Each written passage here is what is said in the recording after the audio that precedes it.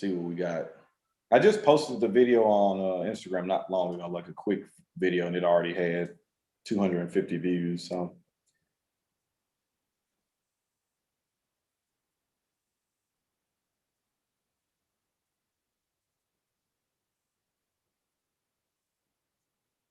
All right, Kevin, it looks like we are up.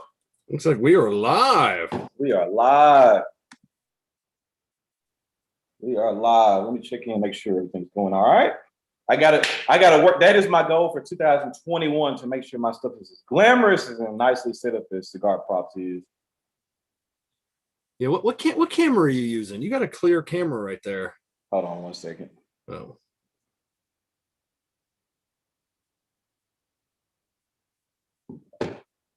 See if it enabled the chat. See. All right. What were you saying, Kevin? What camera are you using? This is the camera off the MacBook. I almost felt a little insulted, Kevin, because this camera's shitty, man. Is it? I've got I got a crappy webcam. No, because Zoom doesn't allow me to run my DSLRs. No, so literally, like, so I run. Me and Eric run a Canon EOS 90D for the channel, and then the camera. This is active. You know me, I'm just being transparent. This is actually my wife's laptop, and this computer's probably 11 years old. Okay. Something like that. So, yeah, this is just webcam. I didn't think it looked that great, but now I do have a piece of studio lighting set up behind us. So, okay. Look at that. We got 30 people already in the chat, man. How's everybody doing? Now, I know Super Bowl is tomorrow, so everybody's kind of probably chilling out. So this actually was probably the perfect time to do this, Kevin, because people are probably chilling out because tomorrow they're going to be probably going hard for the Super Bowl, but hopefully everybody's having a good evening, though.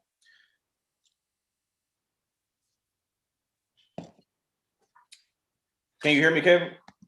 Oh, yep, I got you. I'm working tomorrow, and I'm working tomorrow too. On top of that, again, thank you for because tomorrow, because I don't know if you would have did that for everybody. So thank you for that.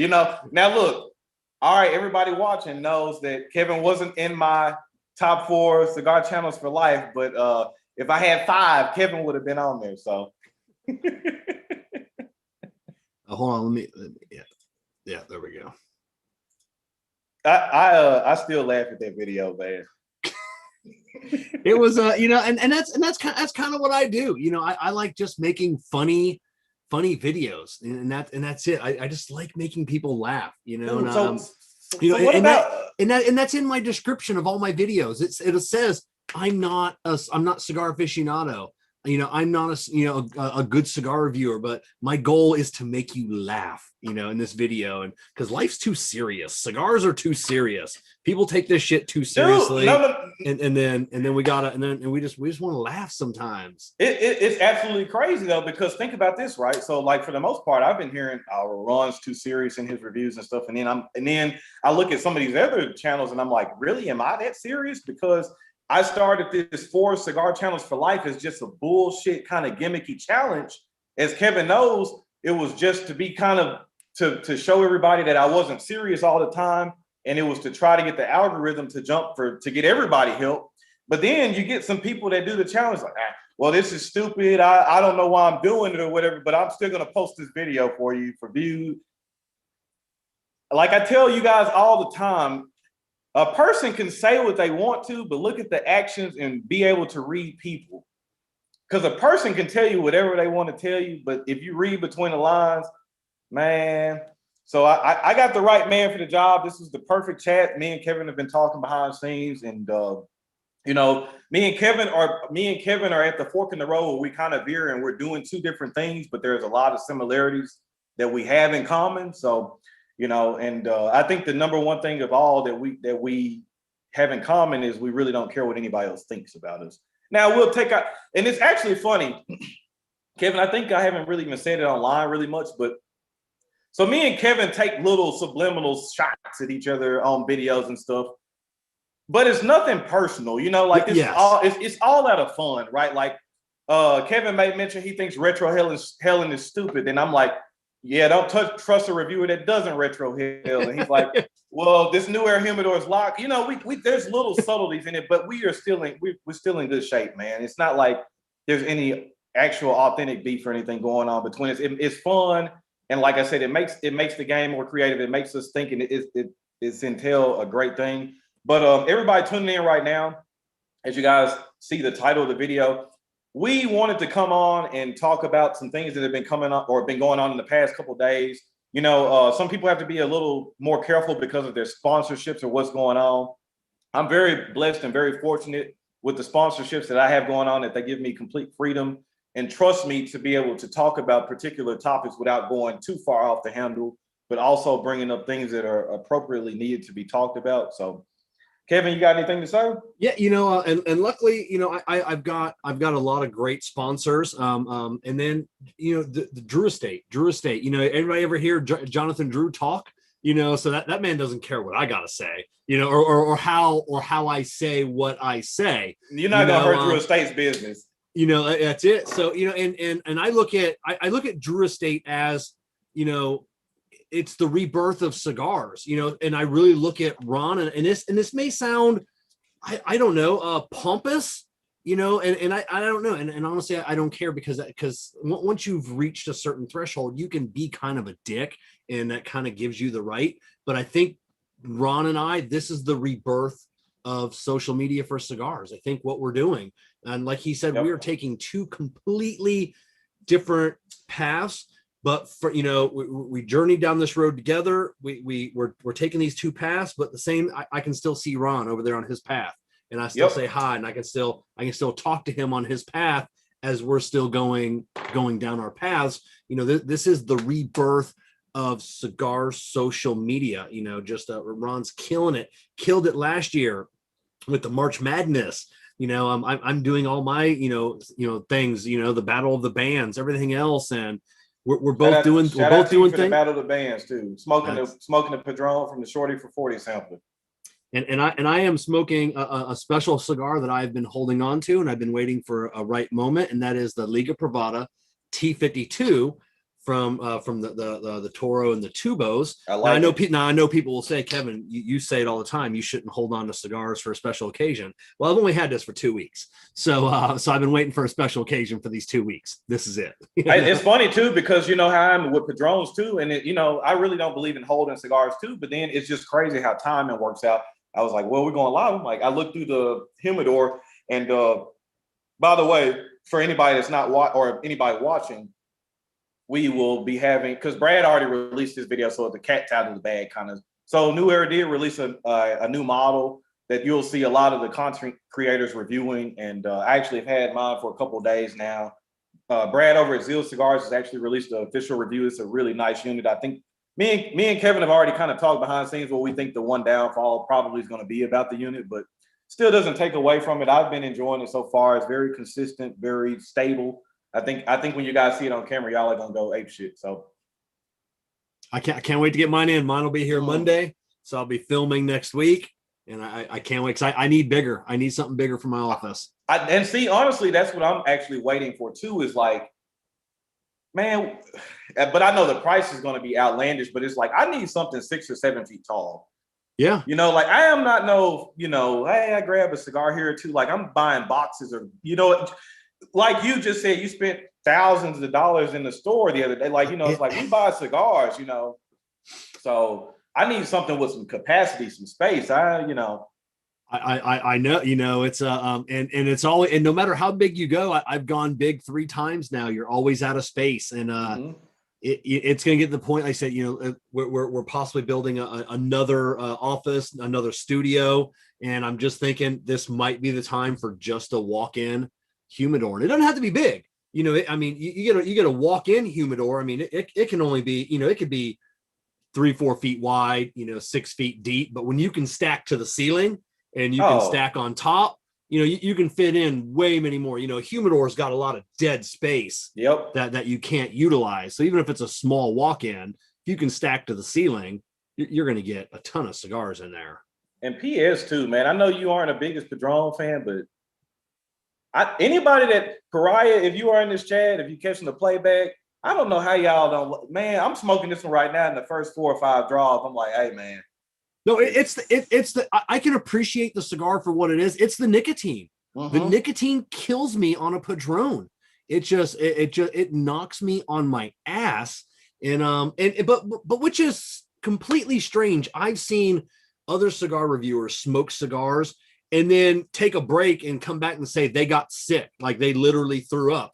And then it's like 7:30 in the morning, I'm smoking that cigar for breakfast going, what the hell are you guys talking about? So it's just that nicotine, whatever it is, that delivery in that one particular cigar. I don't know. It hits us all different. That's the same thing for me. So I've never technically thrown up off a cigar. The only time I ever got like the spins, it was my second or third cigar I ever smoked. It was my father, Lee Bijou, 1922. I sat out in this very room 5 to 6 years ago, faced the whole cigar, didn't know what I was doing. Wife was yelling downstairs, "You coming up to bed?" "Yeah, I'm coming to bed." And I sat here the whole time smoking it. And when I got up, I was like, oh shit.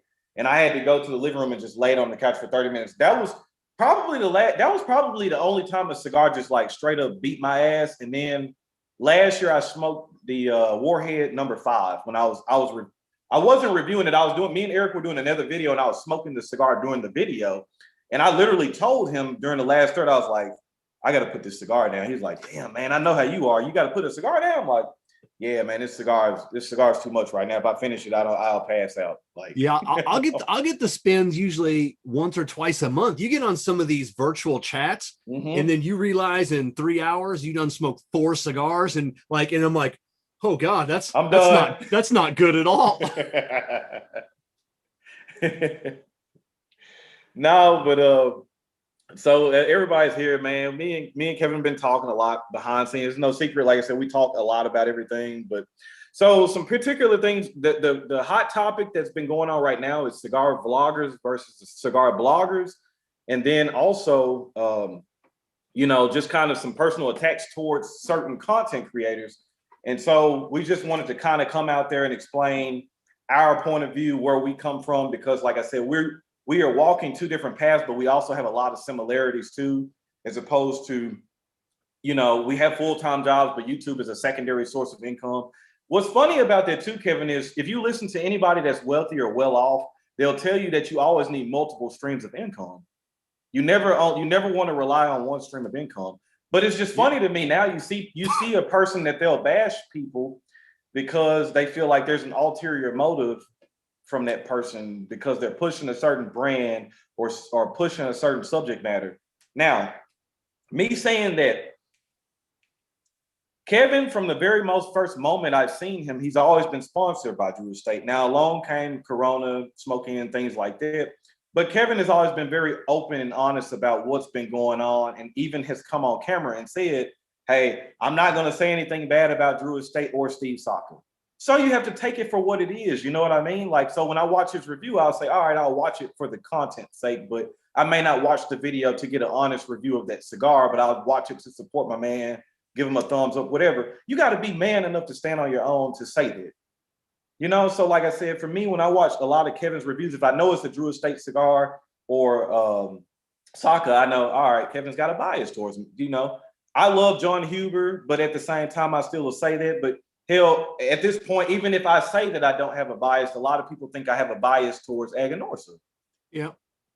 It is what it is. So, if it's hitting my palate, more than likely, unless it burns like shit or draws like shit, I'm probably going to like that cigar. Or people think that just because the cigar is on, people don't realize, for me personally, and I'll let you speak on this too, Kevin, because they'll want to see 2 different aspects of it. But when I review a cigar, if there's 10 cigars, 9 of those cigars I've smoked multiple times, and I like that cigar. Now, if I get on camera and it doesn't perform well, then boom, I have to score it and grade it on how it performed that day. But usually you'll hear me say, hey, I've smoked this cigar numerous times. It didn't perform that great today, but I still would recommend it, blase, blase. But more than likely, I've smoked that cigar multiple times. It's in my wheelhouse. So that's why I was telling people, I don't want to review a lot of cigars that you send me in or recommendations. Probably if I haven't responded to you, if I respond or like the comment, I probably smoked the cigar and don't care for it. That's just me trying to be nice and tell you I don't really like the cigar. I don't want to shit on the cigar that you say you like.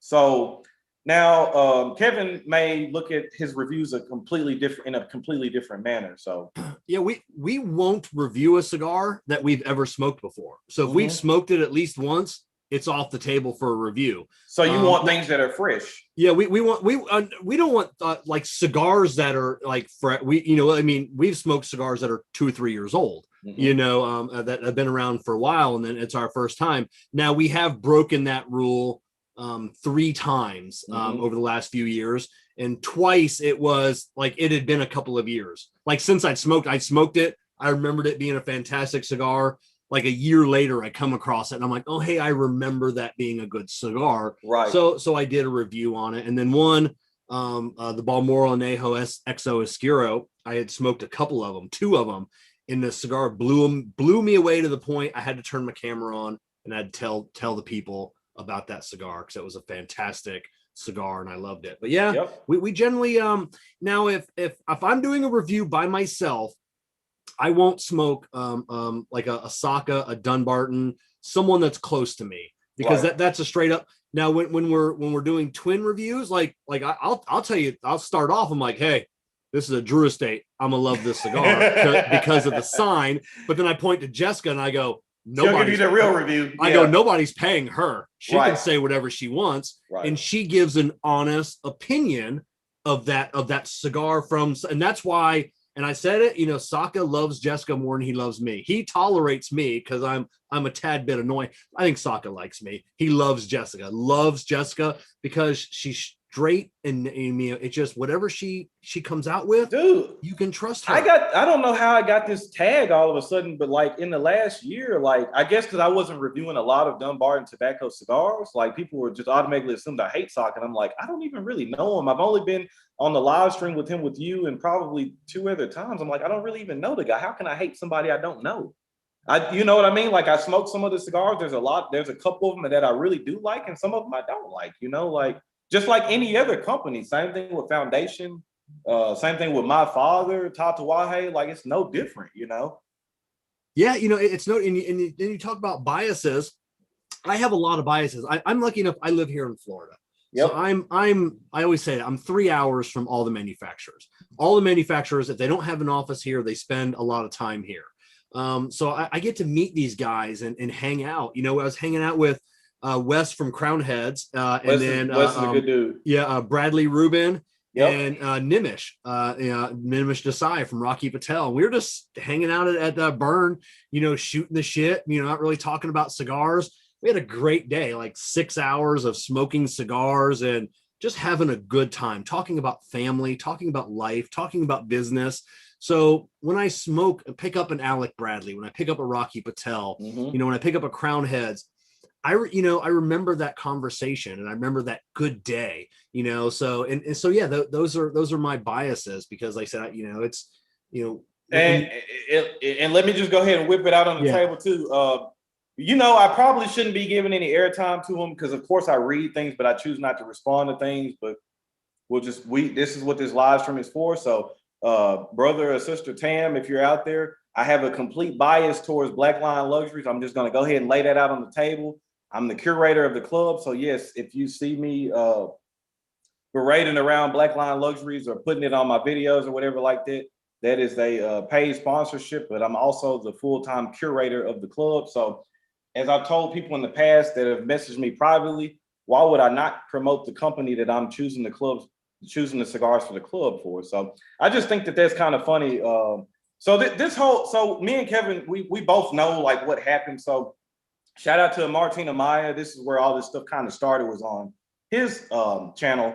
So the video that Martina Maya had posted was about the top 5 cigar channels that he felt should be mentioned or should be notarized this year.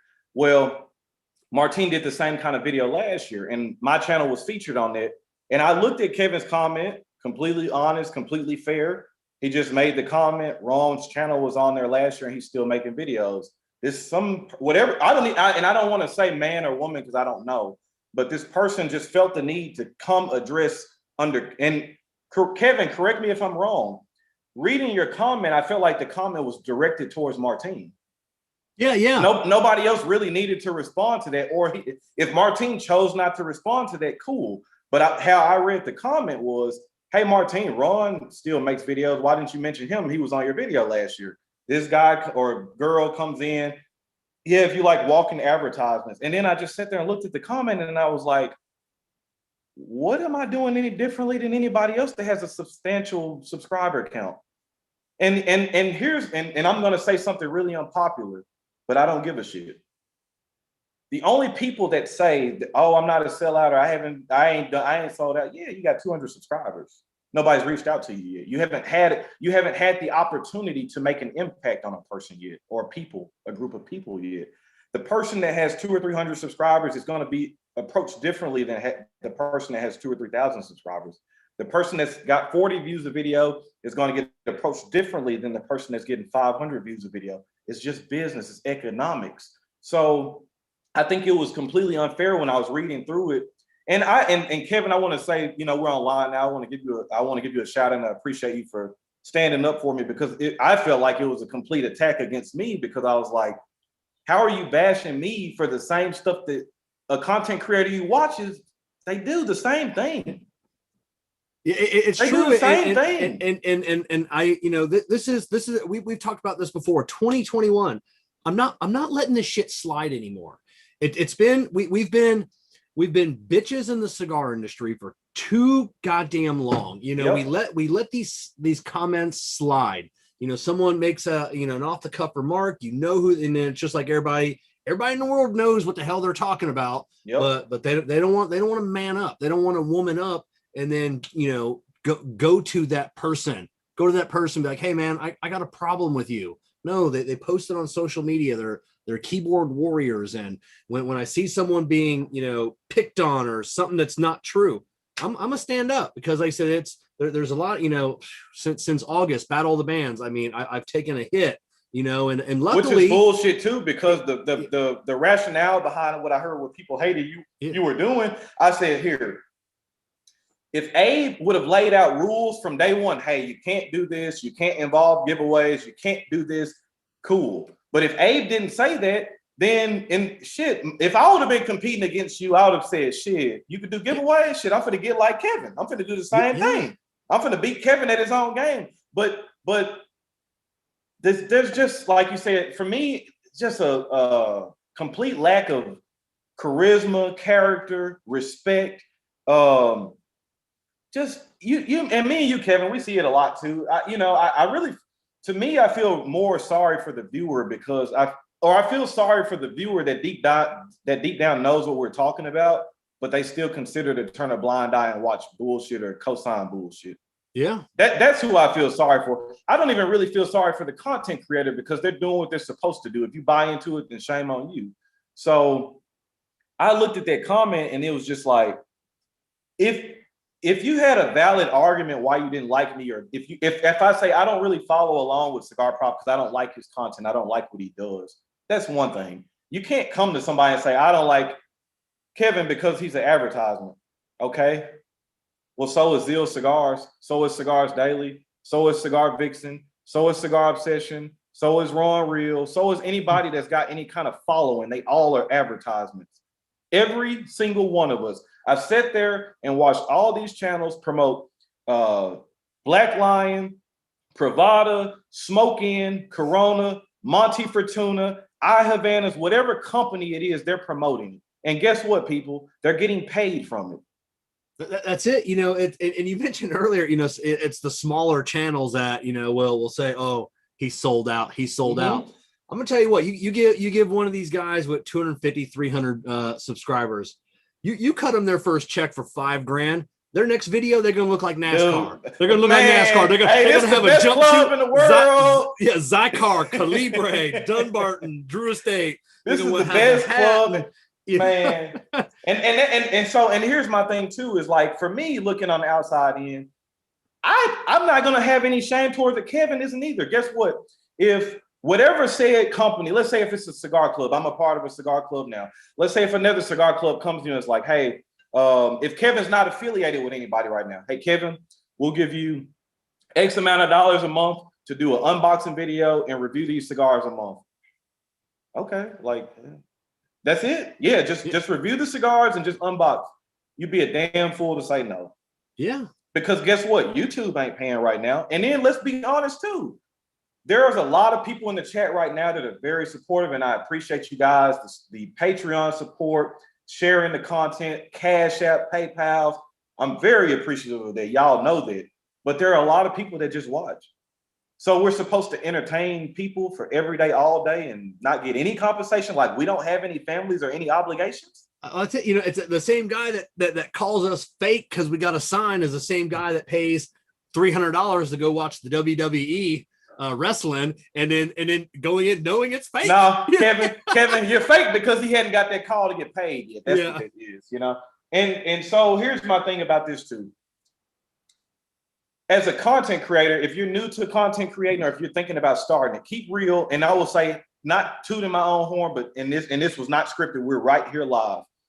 I started my channel in September of 2019. I think I got on Kevin's show in February or March of that following year. Before then, somebody had made a comment on Kevin's live stream. Kevin didn't even know I had a channel. His comment verbatim was, I see Ron in the chat. So I didn't even know he had a channel because I was working. I was building content. I'm not trying to go off somebody else's name. I wasn't trying to do all these collaborations. I wasn't trying to do this. I put out content and I was fully trustworthy in myself and knew what I was capable of. And I said, in due time, if enough people see me, I'll be successful because I'm confident in myself. I didn't need Lee Mac's name. I didn't need Kevin. I didn't need Cigar Obsession. And I'm seeing a lot of that lately. A lot of that people have a decent following or a decent, and everybody's just trying, which I'm not saying anything's wrong with everybody. We should be trying to help each other, but you shouldn't be trying to build your channel up off somebody else's name. Again, like I said it in Lee Mac's chat, or me and Lee Mac's collaboration, me and Kevin can stand on our own. We don't need each other. Hell, most of the time, month by month, we're usually competitors. We're trying to outdo each other every month. We don't need each other. You know, we come together, people can benefit from it. They get different sides of the angles of what we're going to, but I just see a lot of this stuff, man, and it's just completely sad to me, man. Like that, you know, the people that they're claiming are selling out are the ones that are actually being honest. The sellouts are the ones that's got their arm around your shoulder. Hey, buddy. Hey, friend. Those are the sellouts. You're 100% right on that one. You know, and it's people love to ride the coattails, and then everybody in the chat panel. I mean, you know these guys. We've all seen them. Like, you know, we all see them on, because everybody's the members of the same damn dozen Facebook we all groups, in the same group, you know. Yep. And then, but you see that one content creator that for like 60 days, 90 days, whatever, just, you know, this my boy, you know, always talking about him, always shouting him out, always giving him love. And then when that content creator or that whatever in the cigar industry, that maker, that blogger, you know, doesn't, you know, reciprocate, you know, which they don't, you know, when you're riding someone's coattails, that person knows it. So that guy, he bounces to someone else. And now, you know, for the next few months, 6 months. I'm gonna tell you what chaps my ass too. And I just glanced at Danny's comment. There's room for everybody. There is, but there's not. And I say that in meaning this, Danny, like, what bothers me is other content creators will get on other people's platforms and say, hey, check out my channel, check out that. I've never done no shit like that. If your substance and your content is good enough, it's gonna get discovered. Just work, man. Just work. So like I see that, and then you'll see other content creators on other huge, bigger channels commenting and stuff, trying to drive pool subscribers to their channels. That shit is lame, man. That's lame. That's lame. Stay in your lane, make your content, and do what you do. Like I've said all the time, some people are meant to get to 100,000. Some people are meant to get to 1 million. You might only be meant to get to 750, but you got to play in your role and enjoy it. But guess what? If you're doing it for the love of the game and for the real love of the craft, it wouldn't matter about sub counts. Me and Kevin were talking about that the other day. We're both at the point now where I don't really give a shit. Like if I get to 20 or 30,000, like engagement and viewership is more important than subs. I agree. Because guess what? We're both kicking people's asses in engagement and views with double, triple our sub count. I'm killing some of these people with 15, 20,000 subs. I crush it, on and I keep a track, and then some of these bigger guys, I'll ask for some more detailed numbers, and then I'll give them mine. And they're like, "Get the hell out of here!" And I'm like, "Yeah, don't mean shit, man." So when an advertiser or a sponsor or partner, whatever you want to call it, approaches us, we don't 6,000 subscribers on YouTube. They don't care about that. They don't know what that means. They're looking at every time you post something, 1,000 people see it. Well, that's it. And then they want to know that, they're like, "Oh, holy crap. In the last 30 days, you got 250,000 minutes viewed." And I go, yeah. And then guess who got the 20 or 30,000 subs? They got 500 minutes. Yeah. And so I used to say that all the time too. I didn't want to really burn people out. Now I know we have a different tactic about that too. Kevin posts a lot more frequently than me, but the quality of his content is still there. I know a lot of times people will post frequently, and it's just like, I'll look at it, I'm like, yeah, they're posting every day, but the quality is not that great. Like, what would you rather have? Somebody that posts once every 4 to 5 days, but every time that they click upload, it's gonna be some good shit? Or you rather have somebody that posts once every day or every other day and it's just kind of subpar or mediocre? I'd rather wait the 4 or 5 days and have some good content. Yeah, and when and there's a couple of guys out there, be joking around in the lounge, or Jessica, they'll post a new video and I'll go to hit play, and then I'll give the 5 tasting notes. I'm like, 45 seconds, and then, or like, okay, so he's going to say this in the second third because that's all he ever gets, and it's just, we always looking for that cocoa. Yeah, it's the same, and it's the same content over and over. You would be proud of me, Ron. The other night, I'm in the Abe's whereby room, and we're smoking these blind cigars that he's got. And I always retrohale, not all, I mean, at least several times throughout the I got to poke at you for that. I know, and then I've given up because it's like I don't ever get it, but I've really been practicing. I've been trying, and I got peppermint on a retrohale. All right, the other night. Does. So it's, and I'm like, all right, so it was cool. I'm like, all right, so maybe a little more practice, that might be a thing. I never in my life, I'd never gotten cinnamon ever until probably a month and a half ago, and then it was just like, but see, punch in the face. But see, for me, like, so when I made the statement of don't trust a cigar reviewer that doesn't retrohale, it wasn't even really just to be spiteful and tell, but it was like, all right, so if even somebody like Kevin that's not a very big advocate of retrohaling, but in my mind, I still feel like the reviewer should be able to do it and tell you, hey, I'm not really getting anything from it, or it's just pepper, but that's a part of the process that still should be mentioned. And it's just like, not even just you, Kevin, I was just watching more reviewers, and I'm just like, and then you could tell as soon as I said it, it's funny as hell. You'll watch reviewers now. Oh, wait a minute, let me retrohale real quick. And it's just like, wait a minute, you still got to be yourself, man. Don't let me pull your skirt up, man. You be yourself. Don't make it obvious that you're just, trying to do this just because I said it. Because just in that same sense, somebody could be out there and be like, yeah, Ron said that, fuck him, Yeah, it's it, and I used to make little comments on videos, and now I just message someone privately because I said, yeah, it's like, okay, you're on the outside looking in. You don't know, me and Robert and Caesar, we roll all the time. Right. I can make a comment. It looks like a dick comment, but I'm just giving a little piece of advice. So now I just, you message, privately. And so.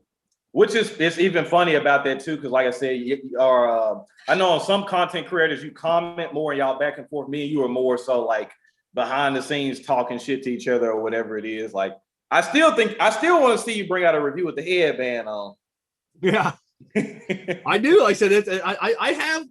Everybody knows me as the hat. I have multiple headbands. I see the headband. I'm like, man, that's it right there. You got to bring the headband in. I've even got a pink Hello Kitty headband. I'll rock that every now and then. So yeah, I'll have to do one with a headband on it. I wear a visor. A visor is kind of like a headband with a brim. So that's kind of It does. Do you pull the whole M&M and wear it upside down, flip back? Yeah.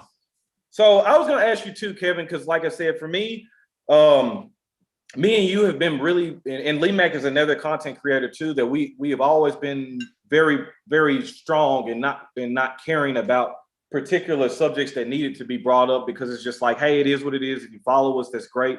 If you don't, then wish all the best to you, but we'll keep on trucking. So it's kind of funny. I was messaging Kevin earlier and I mentioned to him, I said, man, it feels like we're almost the most hated reviewers out there right now because of the comment that was made towards Kevin being the worst thing that's happened in the cigar industry in recent history. And then, of course, in the past 3 or 4 months, it seems like I've been getting a lot of backlash, hell, even to the point where I saw memes and shit made of me. I'm like, damn, y'all making memes of me? I ain't even did nothing yet, man. Like, what's the problem?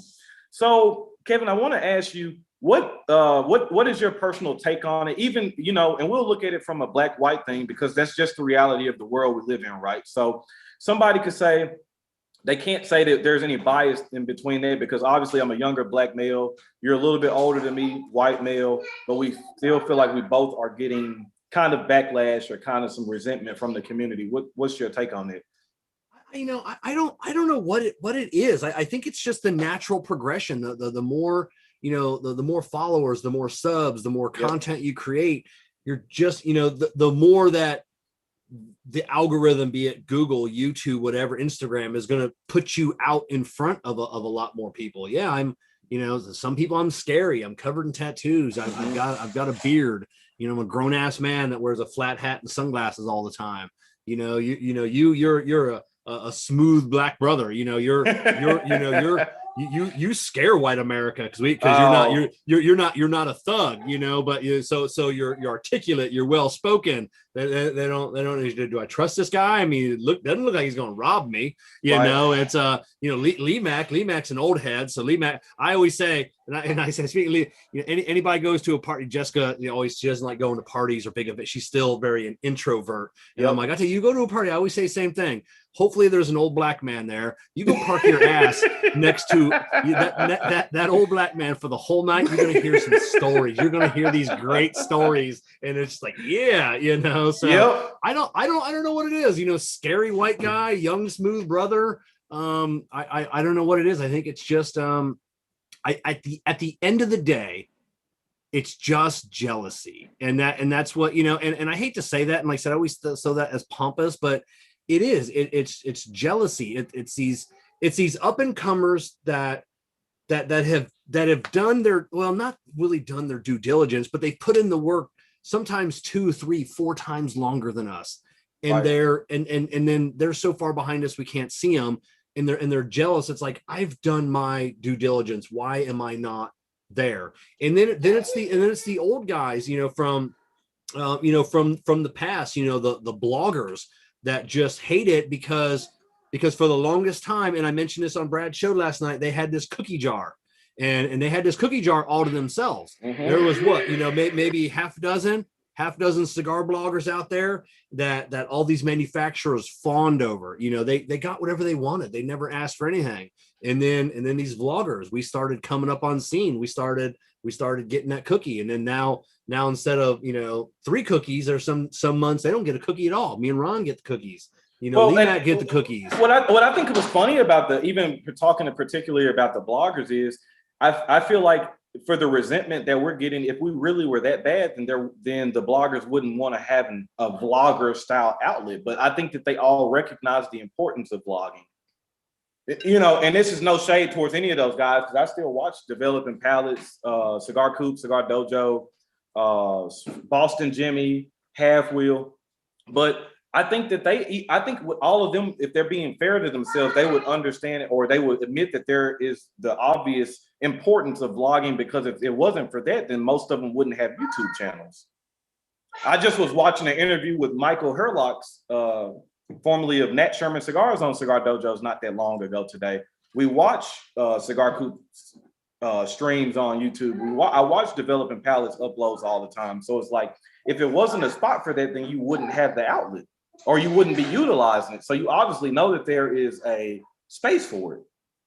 And I think that most newer smokers, I've mentioned this before too, most newer smokers are going to go to Google or going to go to YouTube first. That's just the way of the world now. It's a lack of reading, which for me, indifferent or not, you know, like, I think that we do need to read more, but it's just the way of the world. Most people aren't reading as much as they used to. More people will rather look. Think about this. If you want to learn something about the Bible or Christianity or Hinduism or whatever, most people are quick to pick up a YouTube video and watch it for 20 minutes rather than pick up the book and read about it for themselves. It's the same thing that we're experiencing right now. So it's like, can you really fault the people that are in that lane, or do you fault the people that are helping those people get bigger or grow? It's almost like they should be more disappointed, for quotations, disappointed to the people that are viewing it. Don't be disappointed in the people that are doing it. Yeah, you're right. And then, you know, and if you have an interview with Michael Herklotz or Jonathan Drew or Steve Saka and little old me, you know, right. I interview these guys, and then in a week I got 500 views, 1,000 views. And in a month's time, that video on YouTube that you had that interview and it's got 40 views. Right. You need to be stepping back and asking yourself, what am I doing wrong? What am I doing wrong? And a lot of these bloggers, if you know, and I'll be honest, if they didn't have their heads up their asses, a lot of the times they would have figured out a long time ago to partner with one of us. You know, they could have. In that, they could have ridden our coattails, but we could have ridden theirs as well. We could have all come up together, and there wouldn't be this infighting that there is now. You know, now it's right. You know, I'm you know, and I'm not better than anybody. I'm not better than anybody. You know, I read a lot of blogs. I said I get a lot of my information from. We're the same, Kevin. We both read a lot. You know, all these guys. So, but it's. I read it to get my information, and then that's it. You know, it's not like I'm, you know, I go to a blog to get some information, and then I'm browsing around, you know, searching, seeing what's new. That's boring. Right. But I can go to YouTube and I can get some information from Ron, and then I'm like, ooh, you know, it's right there. YouTube tells me right there. You know why though, Kevin? You know why though, Kevin? Subliminally think about it. So like, I could go read a blog where I just, you know, read every day. Or if I go on YouTube and I find Ron or Kevin, I can see the face. If they upload multiple times a week and I see family, or I get to know them talking about their kids or whatever, I feel like I'm growing and I get to know that person. How many times do you get that comment? I feel like I'm sitting across the table talking from you. That stuff goes a long way. So guess what? That person that has that, they feel like that togetherness or that camaraderie, they're going to go to that much quicker than they can to a publication where they just reading. Well, that's it. You know, and one of our greatest comments, and I have it printed out next to my computer, and this was probably going back a year ago, more than a year ago. Someone had commented. I had made a comment in one of my videos. I don't have a lot of cigar smoking friends. You know, I go to the lounge and I have my friends, your crew that hangs out at the lounge. Right. Generally, you're not going to their house for dinner on a Saturday night. Or you're not going to their kids' softball game. So they're you know, my best friends, my homies, if you will. You know, like I said, they're not cigar smokers. And one guy had made a comment, and he said, I don't have any cigar smoker, you know, friends at all. He goes, the only time I get to smoke a cigar is once a week when I come out to my garage and I put on your newest video, and I get to sit down and smoke a cigar. Yep. With a friend. And that's different than just pulling up your phone and reading from your phone. And you can't get that inflection. You know, it's you watch Ron or I, you watch any of these cigar reviewers, you know if they're bullshitting, if they're really, you can see the look on their face. You know, it's nobody has a perfect poker face. You know, mine's a little more hidden. So, I mean, I can. I'm terrible. If it's something smoking good, I'm going to sit there. I'm going to tell you the first thing I'm going to do is I exhale the smoke. I'm going to sit there and look at the sky like, man, this is some bullshit. Yeah. You know, so, you know, you can't get that with a blog. You can't get that reading. You know, it's like you get the facts and nothing but the facts. And I don't know. I want more. You know, I want to know everything about, you know, and I guess that's what makes us like cigar nerds, you know, all of us nerds in the chat panel. You know, we just always want to know more, you know, whether it's the person that makes my hat, my Bacardi, my whatever. We want to know, we want to grow with them, like you said. I just as I'm sitting here and listening to, I just feel like we are just people like us are in the minority, because I feel like it's just really unfortunate that a person can't sit there and be happy for somebody, even if they pass them up, or even if they're doing better than them. Because like I said before, we're all not meant to be in the same lane. Like, truth be told, Kevin is only, Kevin is only 100 subs behind me. Guess what? If Kevin passes me, that's great. That's cool. There's not going to be any personal resentment. What it's going to do is going to ignite my competitive drive more and try to make me figure out, you know what I mean? But there's no like, damn, he passed me, man. I can't talk to him anymore. He's not my friend because he passed me. Like, I'm sitting there trying to figure out a way to get better. And And guess what? When I pass Kevin again, Kevin's gonna look at that too and be like, "Damn, I gotta do something." And like Lee Mack always says, it elevates the game. It makes the game better. So and I want to tell all the viewers that are in here now, I personally never came into the cigar community to disrupt anything or anything like that. You guys know where my goal is, where I stand on. That's still the same. I just think it's funny that people, the walking advertisement comment to me was just outlandish as fuck. Like, I was like, what? And I sat there and when you commented back, it was probably pretty much literally exact same thing I was gonna message back.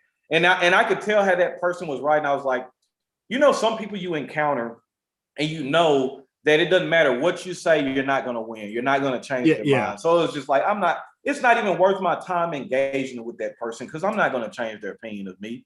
They dislike me or like me or whatever, for whatever reason they have. That's cool, man, but it's just kind of hard to sit back and listen to somebody or watch somebody that Kevin has Kevin knows who I am. He can call me, he can talk to me. Lee Mack's the same way. James, there's quite a few people in the chat that can contact me. So when I see a person and they just have no fucking idea who I am and they just try to judge who I am, it's just like, that's when it's like really unfortunate for me. I'm just like, man, you have no idea how much I've done for people that goes unsaid or unnoticed. Like, you don't know who I am. You think it's all about me pushing a company or whatever, but it's like, nah, man. And I'll say it here, like I've said from day one. Me and Lee Mack have talked about this. You never, as a content creator, you never forget the people or the community that helped you get to where you are. And I never take the viewers for granted. I never take them, you know what I mean? Because without the viewership, Ron Real doesn't get to do what he's doing right now. So if anything, who I deserve my integrity and honesty to first is to the community. It will always be to the community. It will always be to the people first. Because if I lie to them, if I have no integrity with them, then eventually they'll see that, and guess what? Ron Real crashes. So I have to be authentic with the people at all times. So it's just like, you see that stuff and it's just like, man, people just don't understand. Integrity is the key. So with that being said, and with what I said earlier about it's 2021, and I'm gonna stop letting this stuff slide. I'm right there with you too, Kevin. Because I'm gonna bash it too. Because at this point, people hate us. We got Martina Maya in the chat panel right now, and Martina, we roll. I mean, we come up together as well. Right. But you talk about in that chat panel that we were talking about. I'm gonna say it, and Martina, and I hope you take this with a grain of salt and know it comes with love. You were being a little bitch in that chat panel. I'm gonna say it. Everything was going on, bad mouthing me, bad mouthing Ron, keep going on, and then from the person looking in, reading that chat panel, there's Martine's face. Love, love, love, love every single comment, and that rubbed me the wrong way, and it hurt me a little bit because it's like you and Ron are boys, but people are saying bad things about Ron. And you're not putting a stop to it. You're not, interjecting, hey, Ron's my guy, but when you love a comment, you can't say you love you roll with somebody and then like a comment when someone else badmouths that guy. That's not right. That's not who we are as men. I would have put a stop to that in the chat panel real fast and made it known that if someone was bad-mouthing Martine or Robert or Caesar or Vic, nip that shit in the bud. Hey, yeah, you got a problem with my boy, you go speak to my boy man to man. You don't bring that shit to my house and then talk about my brother. So Martine, I'm just gonna say it out there. I love you. That was kind of a little bit of a bitch move. Hopefully, No, I mean, I understand where you're coming from, and Martine's still tuning in. I'm sure he's gonna understand where you're coming from too, because even on a different scale, there's been a particular person, I can't remember their name, but they were in their bad mouthing Lee Mack on a video of mine. I came back and was like, man, I don't really give a fuck what you got to say. You know that I like Lee Mack. We work together, so this isn't really the platform to try to hate on Lee Mack or say anything bad about him. Go somewhere else. If you continue on, you'll get blocked from the channel because that's not going to be tolerated here. You're not going to sit here and badmouth Lee. So I get it. Same thing with Yeah, pariah, shots fired. Those are not shots fired. Those are not shots fired. Those are No, no, just, no. I don't think so either. I think okay. I think it's just and so this is something that I think that needs to be out there too, because I think overall it's going to make the community stronger and it's going to hold people more accountable. And it's just like, look, man, you could have whatever feelings you have about Martine or Cigar Prop or me or Lee Mac. Just keep that shit to yourself. Or like Lee Mac said on his last video, don't go on somebody else's platform trying to badmouth somebody else and then think you're gonna be able to get away with this shit. You know, like that shit there is gonna stop, you know, because we all are supposed to be in it together. We all are bouncing ideas off of each other, all trying to make the community a better place. So that is warranted. That is understood. You know what I mean? Because I honestly, from another third party, I was looking at the comments too, like on that video, and I'm like, this is some bullshit. Because you and Martine and Lee, y'all have all known me from the beginning. Y'all know what kind of person I am. So when I see this guy just full on attacking, I'm just like, this is, and the only reason why I didn't respond more is because earlier, like I said, you could just tell that was that kind of person that it didn't matter if Martine would have turned and started saying anything, you weren't going to change his opinion of me. But I understand where you're coming from as far as you still should have stepped in and said something, you know? So I get that, man. Like, it is what it is. Like I said, it's not any shots fired. It's just, this is what's needed for us to become better, man. This, you know what I mean? It's not any beef towards anybody or no anger or anything like that. It's just, we're trying to make the community stronger. And I've said that in a lot of live streams with the viewers. You guys are held just as accountable as other content creators. If you fuck with me, or you fuck with Cigar Prop, or you fuck with Martine, and you see somebody else bashing, hell, I just saw that shit the other day. Martine's last video, somebody was bashing Martine. Guess who hopped in? Soy Sauce Assassin. You know why? Because that's his boy. So he's not gonna let somebody shit on him. So like you just said, if I'm your friend or if I'm your boy, you don't need to let nobody else shit on me. Whether it's right, wrong, or indifferent, you don't let nobody else do it. If somebody comments on my page about Cigar Prop, that shit's getting shut down or you getting blocked. Go do that shit somewhere else. You're not gonna do it here. Yeah, So, you know, and it's one thing I never understood why, you know, and I don't know, you know, more people don't chime in. I mean, people in the chat panel right now, y'all ain't got nothing to lose. Well, and somebody, Brian just said this is some sensitive shit. It's not really sensitive. It's just things that need to be addressed. Because think about it, if nobody addresses it, then the problem just keeps growing and growing and growing. And then when it boils over, that's when you have problems between content creators, and that's when it becomes a problem. So it's not even really anything about being sensitive. It's just shit that needs to be said, man. I agree. You know, and if I got to be the guy, I'll take that role of just, you know, the guy that's not going to take shit anymore. The guy that's not going to I feel like you know, like I said, between both of us, man, like I feel like, you know, people already think I'm too serious about stuff, but hey man, if you think I'm too serious or you like more or I'm gonna tell you right now, you know, I'll provide entertainment and the quality of content in certain things, but if you're looking to laugh the whole video, go see Kevin. Or if you want to laugh, there's other content creators that might make you laugh more. That's not my goal. Everybody's goals are different. That's not my goal. I'm not trying to make people laugh. I'm trying to prove to myself, to a company, that I got a halfway decent palate and I got a decent following for a long enough time where they'll give me a shot to blend a fucking cigar. You know, like that's my goal. I'm not here to make you fucking laugh. Yeah, you know, and that's why we will always have two different, you know, whatever you want to call them, you know, advertiser sponsors. You know, JD knows he can just call me on a Wednesday and just, you know, say something dumb, you know, and we just have a conversation. That's what he likes me, you know, just, you know, and I roll with some different people, you know, Ron Real, you know, rolling with different folks, you know, roll with different folks, you know, like I said, you're, you know, you want to be a blender, you want to get into this community. I don't ever want to do that. Which, you know, know, Kevin, for me is the big issue is, all right, so most people that have been following me from day one know that I'm wanting to be a blender. So I get paired together with Black Line Luxuries. They're giving me a great opportunity. And guess what? In the first 6 months, guess who has a collaboration cigar?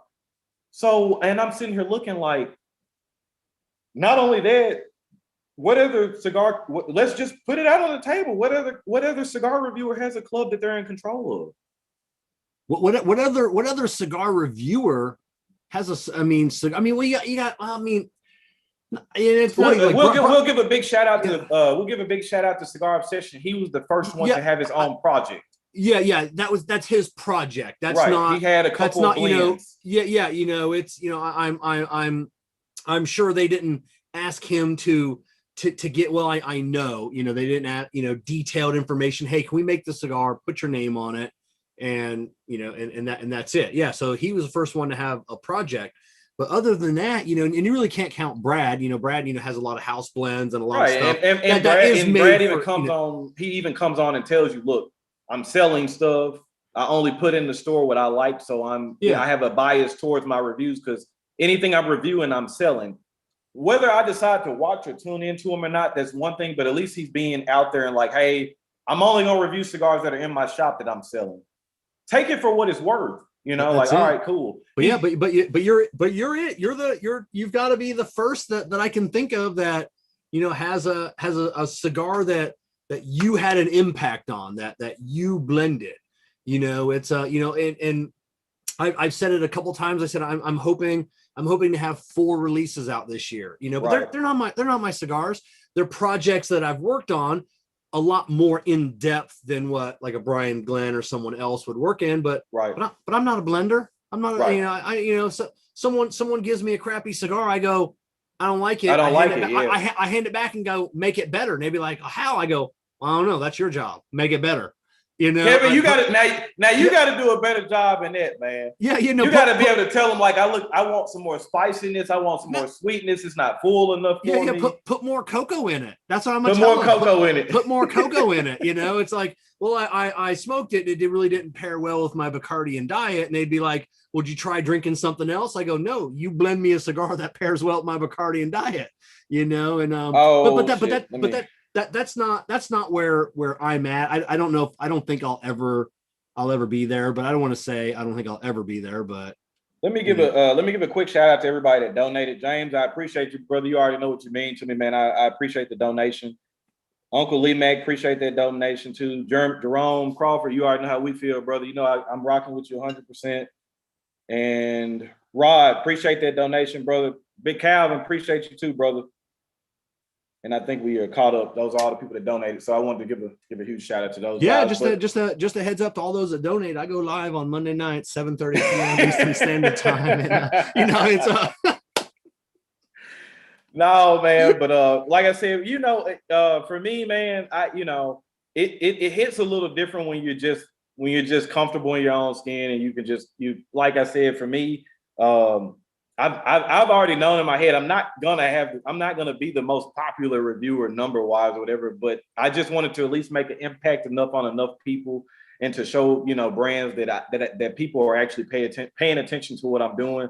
But like even now, man, we got over 100 people in the chat here, and like I said, I don't take any of this stuff for granted because you guys could be doing anything you want to. Kevin does his shows and stuff too, but with just some things we wanted to talk about and be a little transparent about with you guys too, just to know what's going on. But hey, man, like that's it. I get a question for you. Is there a time or that you knew that you made it? Like there was just a time you sat back and you're like, damn, I think I made it. It's like yes and no. So I will say yes because when Cigar Madness finished, I knew then I cemented my place. Like in my mind, after Cigar Madness, after a month or two, I knew I could have retired and people still would have talked about that for a while. I say no because I haven't made it because I always want to get better. That's just the inner drive in me. All right, and even right now, Cigar Madness is around the corner. 2020 was phenomenal. I want to be better. I want to have 100 people in the chat for every video for Cigar Madness. You know what I mean? But that and to the person that says I'm a walking advertisement, that doesn't mean shit toward, just because there's 100 people in here doesn't mean that they're all signing up for Black Lions Cigar of the Month Club or purchase. Hell, to be honest, most people that watch it don't purchase from there, but we're still doing fine, thankfully. But that's not why the channel was designed though, man. So, and again, that boils down to the people that really know me or really have gotten time to get the chance to know me. Because I always tell people, you talk to somebody long enough, their true intentions will come out. They'll show you what they're doing. By the way, too, Kevin, this Padron. Now I know you ain't had nothing to do with this because you didn't make the cigar. Yeah, this Padron, boy, this the deal right here. But I would say yes and no. I knew after Cigar Madness, I knew I had made a big enough impact because I think I hit 1,000 in like 6 months, and then after Cigar Madness, it was up to 3 or 4 somewhere in there. So I knew that was a big deal. Now I'm gonna tell y'all, since we already got enough people here, you know what the biggest gripe of me is, and you know this shit too, Kevin.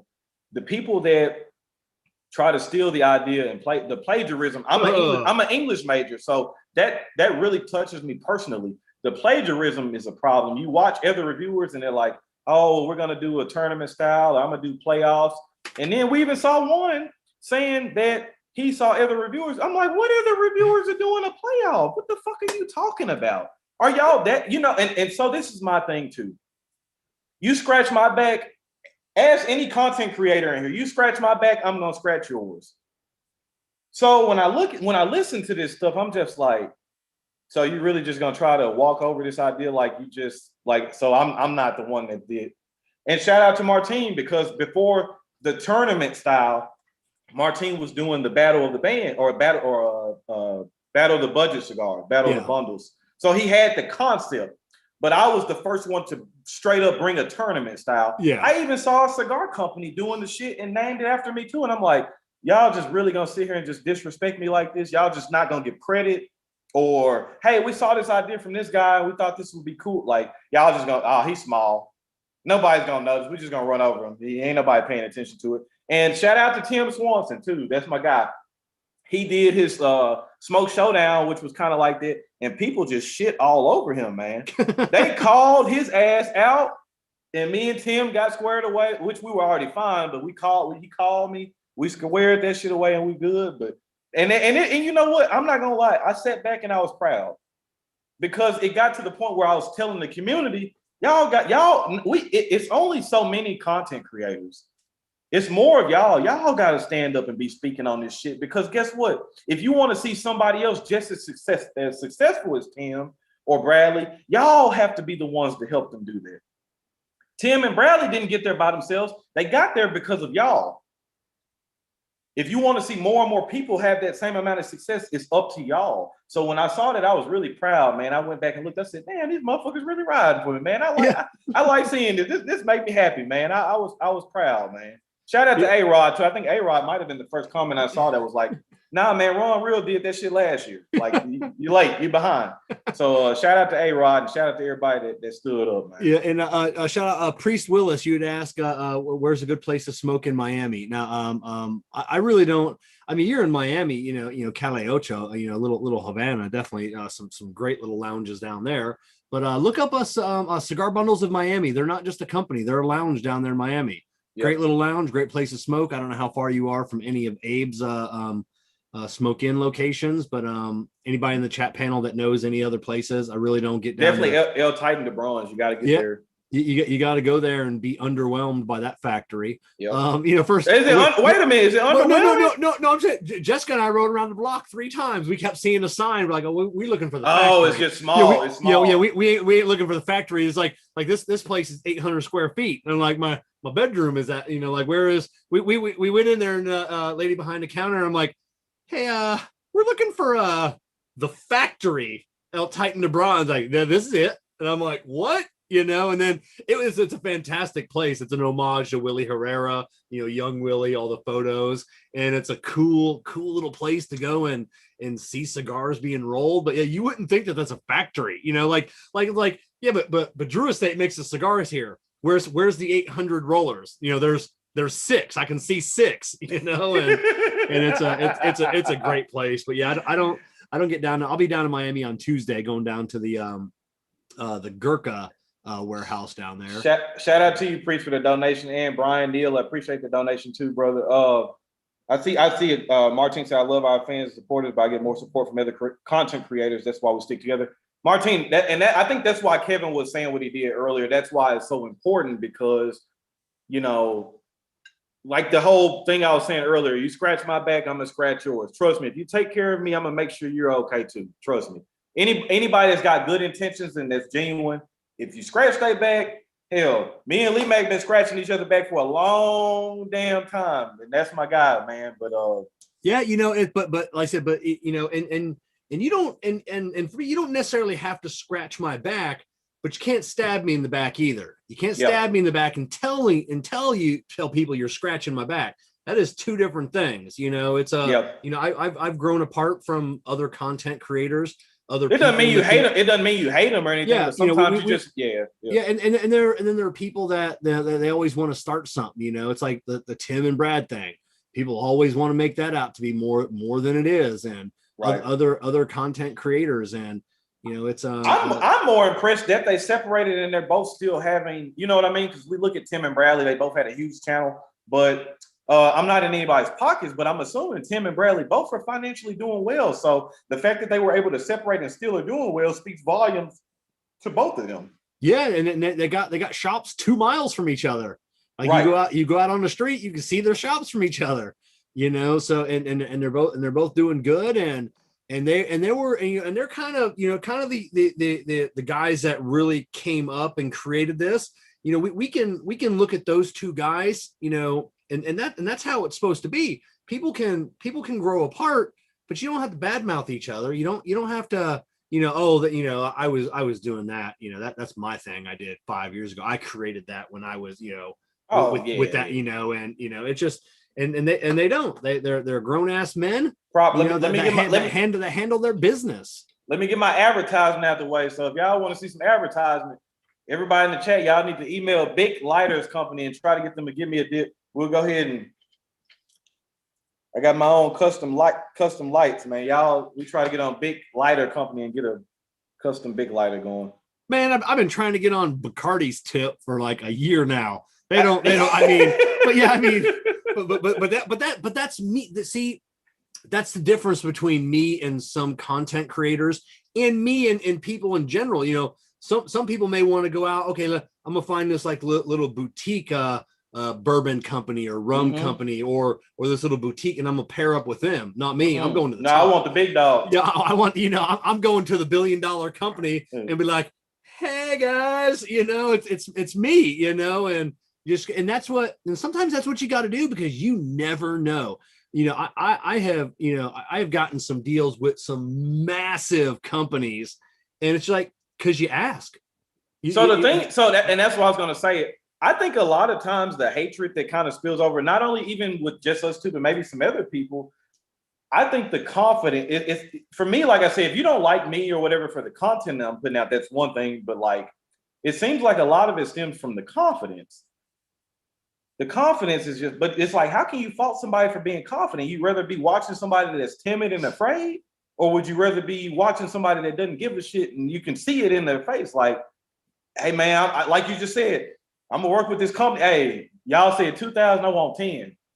And then the only response they give you is, okay. And then you're thinking in your head, damn, I asked for 10, I should have asked for 15. You know, like that's it. You know, and if you're, you know, got a good channel and you got good numbers, you know, you talking about your humidor earlier, you know, like that new Air, you know, 800. Man, y'all are gonna see that from a lot of content creators. That's a nice unit. You know, I wasn't originally going to get that humidor. I said I chose the new Air 250 with the heating, the one with the heating. So I'm like, you almost fucked up. You know, so I asked for that one. They sent me that one, and then like a week later, you know, I just emailed my rep back, and I'm like, hey, can I have that other one as well? And then she goes, yeah, I'll send it to you. You know, and it's just like, you know, you had to ask. I'm like, you almost fucked up. Because I'm telling you, if you wouldn't have got this one, you might have got pictures every day just of me opening it and pulling the cigar out of it. Yeah, like, but at that time, you know, I said I really wanted the new one, the 250, and I knew I really wanted to give it away. You know, we have, you know, we kudos you for that too, man. You know, and that's what we do. You know, I said it's Drew Estate. You know, all of these companies we deal with. You know, Alec Bradley, JC Newman, they support us monetarily. So you know, we don't really have to go out there and, you know, not that we don't have to work hard, but you know, we don't have to have a, you know, and Patreon. Everybody does Patreon. I don't know how I got y'all Patreon too. I know. So I don't know how y'all do that, and then just that's like a whole nother thing. Creating content and then doing that, and it's like I don't need that. So I'm like I need to make money a different way. And so here's my thing, Kevin, for that. So anybody that's already in my Patreon or thinking about it, like, so for me, I don't put any extra content on there. I might ask questions or certain things on there that aren't out by any other stand, or I don't put it on YouTube. But I've said it from day one that my Patreon, I'm not going to really post exclusive content or anything on there. That's just for the people that really want to support the channel, and they can. And I even mentioned numbers one day. So I have a $5 option and a $10 option. Even if you did $10, it's like literally 15 cents a day. Yeah. Or something like that. I was just like, you probably got that shit laying around in your car, so. But shout out to Messy Thrills for the donation. But yeah, and a lot of these companies you don't know if you don't ask. You don't. There's just recently we got a box of cigars from a company. They had sent us a box a while ago, and we did a review on it. We love the cigar. We always smoking them. We went through the box. We bought some more. And Jessica, had mentioned this probably, I don't know, maybe 2 or 3 weeks ago. And she's like, hey, we're out of this cigar. She goes, can you send me the link so I can get another box? And I go, hell no. So I post like 30 pictures on Instagram. I did it. Yeah. And it's like, like they like every damn photo we post. So I reach out to the company. I go, hey, that last photo, I mean, that was our last cigar. And they just came back right away, with like probably a minute or two, 5 minutes later, with a tracking number. Got one coming your way. I'm like, well, hell yeah, just saved me like $300, and shout out to Prudence for the donation too. So this is another thing I wanted to mention on too. So going back to Martine's video too, because it's just really fresh on my mind and really fresh there. It was a great point that he was mentioning about, and this is going to talk about integrity and honesty of people too. He made some very great points on this. Crown Head sends out cigars to quite a few people. Yep. Very rarely, to be honest, Kevin, somebody can correct me if I'm wrong. I don't think I've ever reviewed any cigar that was given to me. The only review I did was the Mil Diaz. It was on a live stream. I smoked it during the live stream, enjoyed it, and guess what? That cigar ended up featured in the club. Steve Saka and David Lafferty, shout out to both of them. I've never received anything from them at all. Hell, who knows? Maybe it might be because I don't review enough of the cigars, but whatever. That's beside the point. You know me, Kevin. I don't really care because most people don't realize, like, most of the cigars I review, I pay for. Like, these aren't given to me or anything. These are cigars I go out of my own. If you follow me on Instagram and you see what I smoke every day, you'll know that I'm paying for my stuff. But and Kevin's involved with Drew Estate, and Kevin knows what all I've got is from Drew Estate. Other than the Drew Estate series that I did last year, guess what? They've sent me things 2 or 3 times. I've never reviewed any of them. So when I see it, like, oh, they just get stuff sent to them to talk good about them, I'm like, I don't know about that, because they've sent me things and I've never talked about them.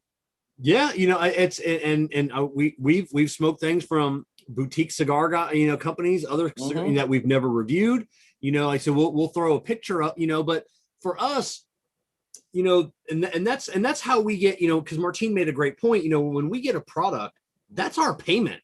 That's our payment. So so to get a box of cigars, when Jessica and I are sitting down, smoking a cigar, you have to understand your worth. As a content creator, you have to know what you're worth. When I smoke a cigar, I have the ability to reach 100,000 people with that cigar. What is that worth to a company? And companies, when you know your worth, companies know your worth as well. And it's like, damn, so no, it's hard to argue numbers, man. That's what they look know your worth. Yeah, don't ask when you get some of these content creators. It's like, the people reach out, hey, we'd love to send you a 3-pack, and for us, if we're going to do a review, we get companies that reach out to us. Hey, can we send you some cigars? Jessica will be like, oh, hey, that's like a cigar we've been wanting to smoke anyways. And they're like, can we send you a 3-pack? I go, oh, no, it's, you're going to send a 10-pack, or you're going to send a box, because we're going to do a review. And then, like, Robert Holt sent us some cigars, more than what we need. Just give them away. You know, Right. just To be give them honest, away. there's been a few supporters of mine that have sent me cigars, but to be completely honest, I'll take some stuff, but I don't really like taking a lot of cigars from subscribers or followers because you know how your schedule is more hectic than mine. But especially with cigar, I feel like at some point, like if I don't review a cigar in 2 or 3 months, they get kind of butthurt, and it's like I got a lot of other stuff going on, so it's almost really and even still to this point, I don't need any cigars from anybody. Yeah, I don't. I mean, if you watch my humidor tour, I don't need any cigars. You know what I mean? Like, if you want to support the channel for real, share the content. Or instead of sending me the cigar, pledge $5 a month to the Patreon. You know, like that goes a lot further for me than you said, oh, this is a new Padron. I appreciate it, but I'm gonna go out and buy it anyway. You know, like not saying that I'm taking it for granted that you're sending me something, but I don't like having the obligation of feeling forced to review something that I don't want to whenever, because you know, and it boils down to it again. I review stuff when I want to, when I feel like it. I don't. There, shout out to Matt Newman. He sent me a cigar 2 or 3 months ago. It's a pretty special Fuente. I'm gonna review it, but I'll review it when I wake up that day. I'm like, you know what? I'm gonna smoke that cigar today. I don't want to come down and be like, damn, I got to review that cigar right now, or he's gonna feel some type of way. That's not how I work. That's not how I operate. So yeah, you know, and for me, and then on the flip side of and to be open, you know, like I'm always open. I'm always honest. There I would probably say there are a lot of times, I would probably say 50-50, you know, that I don't always get to smoke what I want. Right. You know, because of, I feel like I owe somebody something. I get up on my day off, and then sometimes I'm like, all right, who do I, and and we don't ever review it. Who do I owe a picture to? You know, so, okay, so I'm going to smoke a cigar that I love. You know, I'm never going to smoke a cigar and take a picture of a cigar I don't like. Yep. But it's like, you know, okay, so I'm really in the mood for this one. And I'm like, crap, you know, so, all right, let me go find a hat. Let me go find, you know, and that's the part that people don't understand. Yeah. And I don't envy that. You know what I mean? Like, I don't want to be there. You know what I mean? Exactly. And we have cigars in here. Jessica just posted one, I don't know, a couple months ago. And she had posted like on her Instagram or Facebook, like, I don't know where we even got the cigar. She asked me, I'm like, I don't know, it's been in there forever. Yep. And then someone chimed in, yeah, I gave you that cigar like 2 years ago. And I'm like, that's my bad. That's all right, hey, what's your address so I can see you a 5-pack or something? I'm sorry, man. Yeah, no, and it's and it sucks, you know. That's why I don't like taking cigars. I don't like taking that's cigars. Why I said, really, at this point, I don't want any more cigars. I don't need anybody to send me any cigars. I don't want any cigars because, like I said just a few minutes ago, I don't want to feel obligated to review stuff right then. Like I don't work like that. Yeah, you know, we're backed up. You know, I could do a cigar review every day for the next for 7 days a week for probably the next couple of months. And I can't. And you got more cigars than me. And I can't get through my review cigars. You know, we've got cigar. You know, because it's just. I saw your humidor tour. Don't be playing. Man, you got more cigars than me, man. Shit. You know, it's we got some cigars. You know, we probably no for sure. Yeah. I mean, we probably easily got 3,000 cigars. You know, I'm probably over 2,000, but I don't know if I'm quite 3,000. Yeah, I'm probably there. Shout out to Kevin McGee for the donation too. Appreciate you, brother. But yeah, it's you know, sometimes it is an obligation to take a picture, you know, and that's it, you know, and I've got a video coming out in the next couple of days, and it's titled How I Get Paid. And then I explain to people how I make money as a content creator. And it's not, you know, we don't talk numbers. I'm not going to tell people I you know, a company pays me an X amount of money for this. But one thing that I do say, I have never taken money for a cigar review, period. It doesn't happen because those companies, and we get offered all the time, you know, and I'll throw a number out. I mean, it's like, we'll give you $500. You smoke a cigar, you review it, send us the video. And then if we have changes, you know, you smoke it again, you review it, you make the changes. Not happening. Not happening at all. And I could say that on open air too. I've never done that too. And hell, Kevin, you know, just behind the scenes, companies that reached out to me and I've turned down stuff. So yeah, like, you know, on the flip side of that, we've done a review and Jessica and I really love that cigar, and a company will reach out, and then we've had partnerships after the fact. You know, it's like, hey, you know, you love that picture Jessica posted, can we get Jessica to post another picture? And I'm like, well, hell yeah, Jessica loved that photo. And then I have a breakdown. I have a sheet of compensation sheet of what you want. Cause I said, I'm going to, we post that picture, it's 100,000 people it's going to reach. Do you want me to post an Instagram? Do you want a TikTok of me just lighting a cigar, showing it, so, but with that being said, I would probably say 75% of everything that you see us posting is just us posting with no monetary compensation at all. So let's get this out there too for anybody that might even be interested in creating content and they think that, oh, they shouldn't be getting compensated for what they do. How much money and equipment, how many, like a random dollar amount or like a pretty close to accurate dollar amount do you think you have in equipment that you use to make your videos? I just, so if we were on StreamYard right now, I would be using this A10 Mini, which was $400. Yep. That allows me to use twin cameras, so my twin cameras I've got, which I just bought a second Canon Rebel T7i. I bought a lens for that. It was $1,000 for that camera and lens. We are about $2,000 in the EOS 90D. It was $400 for that switcher. That was another $100 in cabling. And that we're not talking about microphones or lighting. Yeah. And that's another thing. We run one main camera, the Canon EOS 90D, which is a little cheaper now. But when we got it, it was around $1,800. Getting ready to look at a Canon EOS R6, which is close to $3,000. I just updated the microphone, which was a $300 microphone. Updated the microphone stand. We just got a new gimbal. We got shit's not cheap. So that's when you look at these people, it's like, man, fuck you, man. Like this room cost me $12,000. I believe it for this room that I'm in. And luckily we've got great partners that helped with that cost. So but yeah, it's cameras. Twin. Looking at two cameras. I've got a webcam. I've got an external monitor. I'm looking at a mic here, a mic there. I've got I've got rails on my ceiling for my lighting. Well, you had the video showing your whole setup too. We've got equipment. You can do this with your cell phone. iPhones and Samsung Galaxies.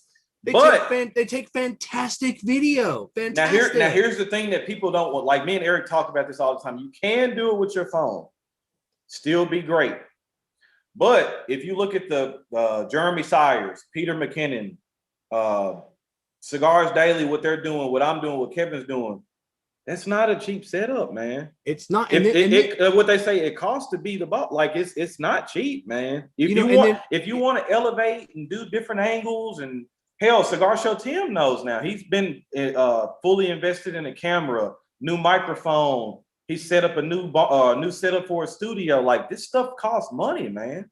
Yeah, we probably spent $5,000 last year on professional help. Like Zoom calls with lighting, or guys that help us with our keyword searches, make sure that we're using proper hashtags, making sure we're knowing. Nah, Kevin, you just buying followers. That's all. Yeah, just buying followers, man. Just buying followers. I'm just mad because my following slowed down. You just buying them. That's it. So. It's that there is so much money. We're looking to put another addition on the house. Everybody followed us last year with the addition we put on the house. We want to put Jessica really want, and luckily I am so blessed. I mean, there are so many guys out there and gals that wish their significant other smoked cigars. Jessica's in here one day, probably going back about 2 months ago, and she goes, I'd really like to build a lounge, like a dedicated lounge, So now, we're getting some prints drawn for a 350 square foot dedicated lounge. That's $35,000. Man, Jessica started a channel right now and shut us both down. Yeah, it's I was in our group chat with a couple of she'd be right there about 20 or 30,000 subs in. She'd be killing us. I tell you, she would take this industry by storm. Tim just said he's in thousands with his studio, 2 cameras, lenses, microphones, everything. Yeah. He built a whole studio. Yeah. What costs, and people don't realize, what costs. Actually, what costs the most money camera wise is the glass. to get the lenses, to get the nice zoom in, the where you can see the texture on the cigar, the nice gimbals with the slow pans. You ain't doing no shade. But go look at people that you could tell that's holding it with their phone doing it, and go look at somebody like Peter McKinnon or Jeremy Cyrus. Yeah. They're in some money. Shout out, and like I said, shout out to Jeremy Cyrus too. Go look at his content. And hell, everybody in this chat's probably a Jeremy Cyrus follower, but content's out of this world. But guess what? Shit's not cheap, man. Yeah, this is expensive, and the more, and I don't know, I'm sure it's the same way with you, sure it's the same way with Tim. Even Martin got bigger. He got a nicer car he can film in. Yep. You know, so that's nice. He went out and got I got a studio. He got a new car. So I'm still driving the same beater for anybody that's. I'm gonna do a video of a car tour one day, so y'all can see what I'm driving, man. I'm driving the beater, man. Yeah, you don't drive your studio to work though. Martin does. I need help, man. You know, so but the more subs you get, the more numbers you get, you feel like you're always trying to elevate your game, which you should be. You should always be trying to go to the next level. And luckily enough, if all of this came crashing down tomorrow and everything I had is gone, at least I got a bunch of cool stuff. Well, and so that's the thing I tell people too. I have nothing to lose. Like if everything's shut down tomorrow, guess what? I'm very blessed to be in a full-time job where it pays the bills. It's a good job. I bitch about shit, but I really can't complain. Like I was telling you off camera, I'm probably pretty close to a promotion. So like, I don't have any complaints, man. I really can't sit down there and complain. This to me, as my uncle always says, is just gravy on top of the potatoes, man. So, you know, like I said, people, I'm not going to compromise the integrity on something that's just an added bonus. Like it's just crazy to me. So. Yeah, you know, and the good thing on top of that, you know, my boss at work every now and then be riding my ass, and I'll say to him, you know, I don't need this job, right? You know, and he's like, yeah, I know. You know, I'm like, so get off my ass. You know, I can't say that yet. I can't go to my boss and say I don't need it. They're gonna look at me like, all right, okay, you're fired.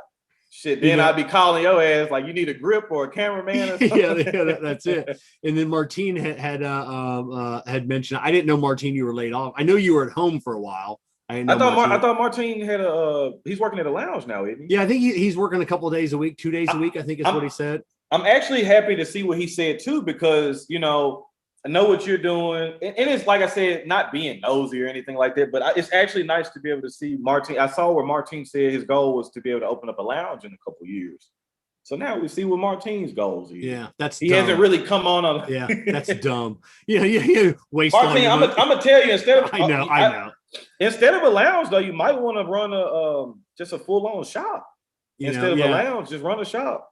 You know, it's one of the lounges I go to, and he's like, man, that's the worst mistake I ever made, opening up a damn lounge. And he goes, I should have just kept my humidor, you know, people in and out. And he goes, you know, for him, he's like, it's $4,000 a month for this extra building, you know, to have a lounge for people sucking off my Wi-Fi and drinking a water. Or what about the guys you get that get, or we had a guy that was in the local tinderbox. He would come in every day and open, buy a $2 or $3 cigar and sit there all day. And I would say, man, as an owner, that would just burn my ass. I'd be like, man, look, after a couple hours, you got to roll, man. You got to buy something else. I'm sorry. Like, you can't use my Wi-Fi and shit all day. You done bought a factory smoke. I'm sorry, you know, me, I'd open up a lounge and then never unlock the doors. People would be like, hey, you open? Get the hell out of here. This is my lounge. Selective membership. Yeah, that's it. Membership of one. And it would be fun. You know, my co-host Diggins, he actually just took over. He's a manager at a local lounge now. Really? The coronavirus kind of, he was a building inspector. And so Corona shut down his business. And he was in a lounge. You know, a new lounge just opened up in town. And he had called me up. We talked on the phone. And he goes, man, the owner, he's got like 3 or 4 bars in town. So he's got he opened up a lounge because, you know, in the bars, they got like little humidors for people to smoke in. And he opened up a lounge, really doesn't have anything, doesn't know what he's doing. And I'm like, man, you need to talk to that guy. You need to just sit down, you know, because that was, he wanted to get into the cigar industry too. And he's like, you know what? Fuck it. I'm turning around. He was on his way home. He turned around. See, and then look where it landed him. And called me back an hour later, and he goes, "Yeah, I'm the new manager of the lounge."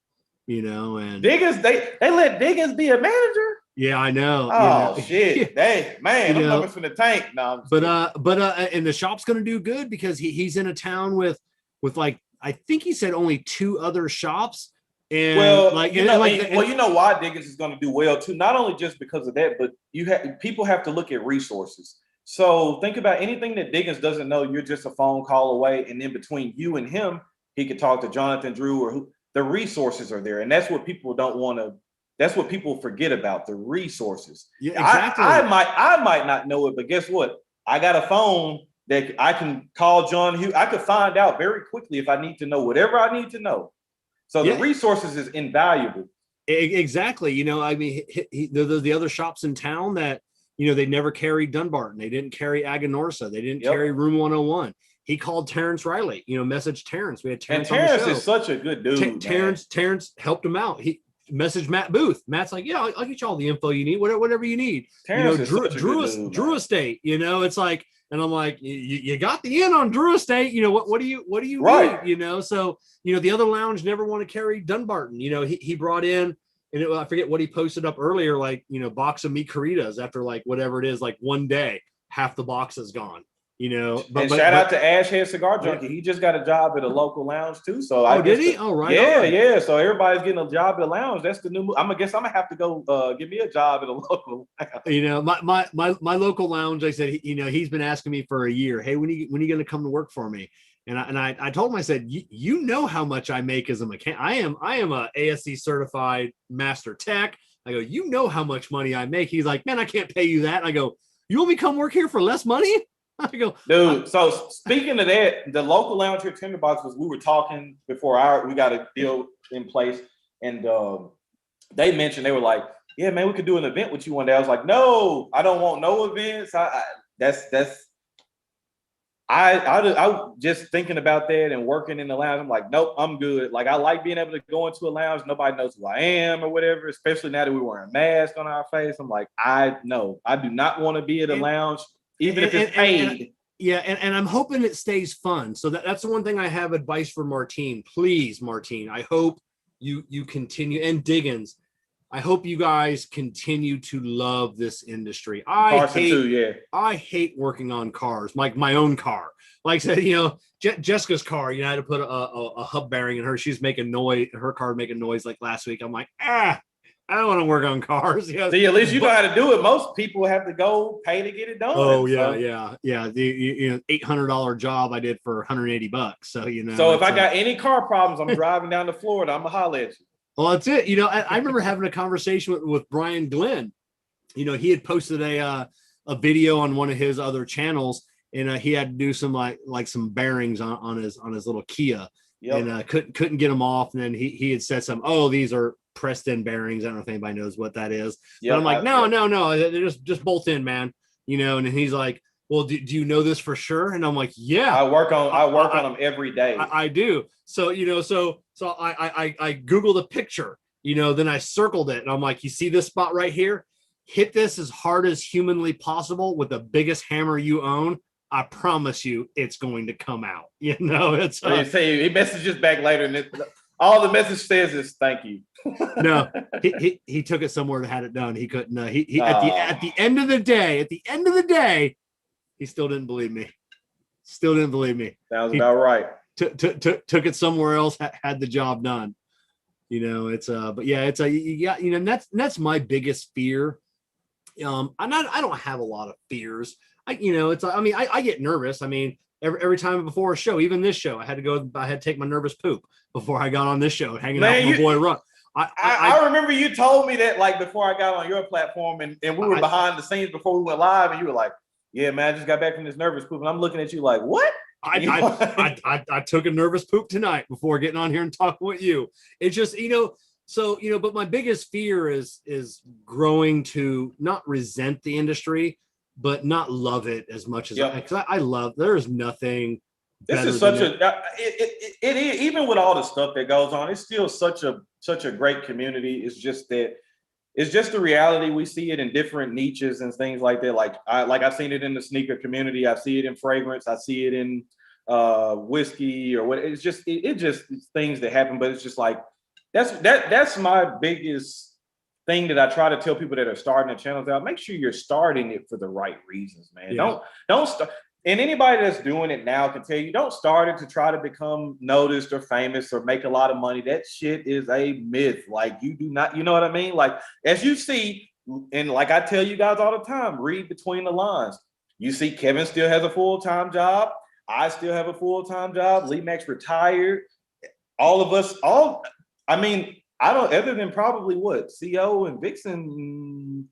Well, you can't really count Bradley and Tim because that's their job, but everybody else has a full-time job. CO has a full-time job. Does he? Yeah, Brian Glenn's a photographer. Okay, so I mean, you know, so you have to have some kind of supplemental income. Like, so if you think, man, I'm gonna start this, get 1 million subscribers, I'm gonna get rich, man. I ain't gonna have to do nothing else. Not gonna happen, Chief.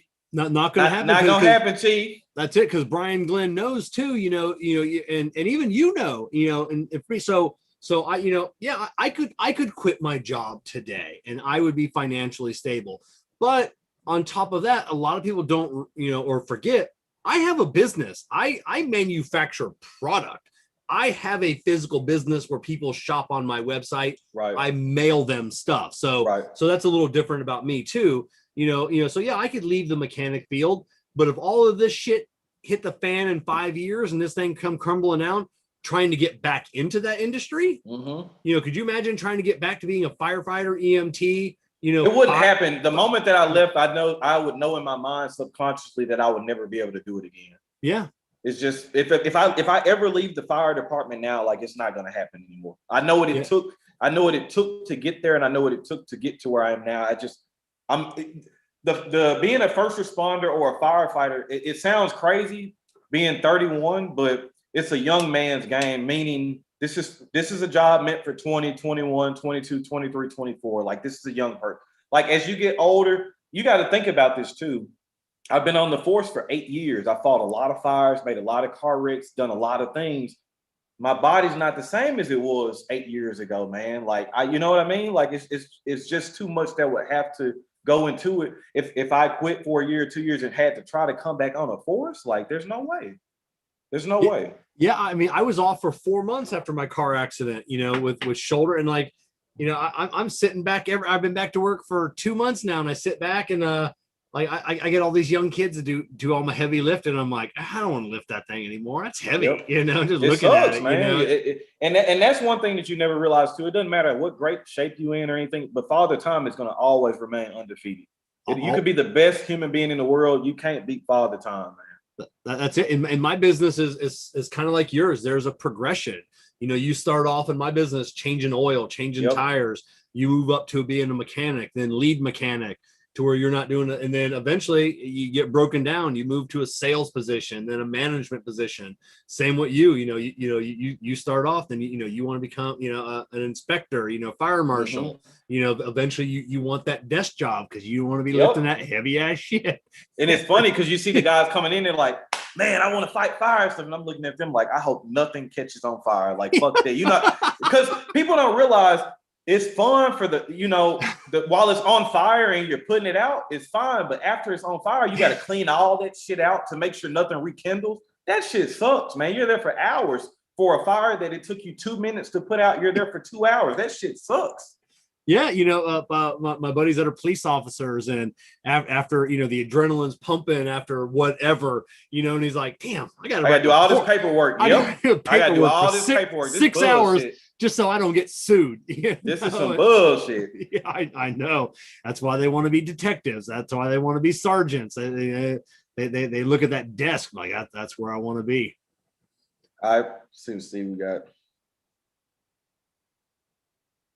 But yeah, I say, Kevin, is there any other topics that you think that probably need to be addressed that we probably didn't talk about? Like, because other than like, of course, we got some good content creators in here. Lee Mac, we got Cigar Show Tim, we got Ash here, Cigar Junkie. Of course, if you guys are following me, you have not already followed those channels, make sure you do. Obviously, Cigar Prop is on with me. Martina Maya's in there. Make sure y'all give them a follow or a shout out. But you know, I think because it's for the past couple of days, it's been real hectic, man. It's been a lot of shit. Well, I'm not even gonna say the past couple of days. Shout out to Cigar Talks with Pat. He was one that I think a week ago put out that video about. He put out the video about vlog, and it was. And I look back at that video, and he was very thorough and very methodical in his approach. And I don't think that video got enough attention that it needed. Going back looking at his content, he's a very thorough guy. Especially, I think he said he was only 24 or 25. Yeah. So I could tell by his approach, he's very methodical, and I don't think that video got enough attention or not enough exposure.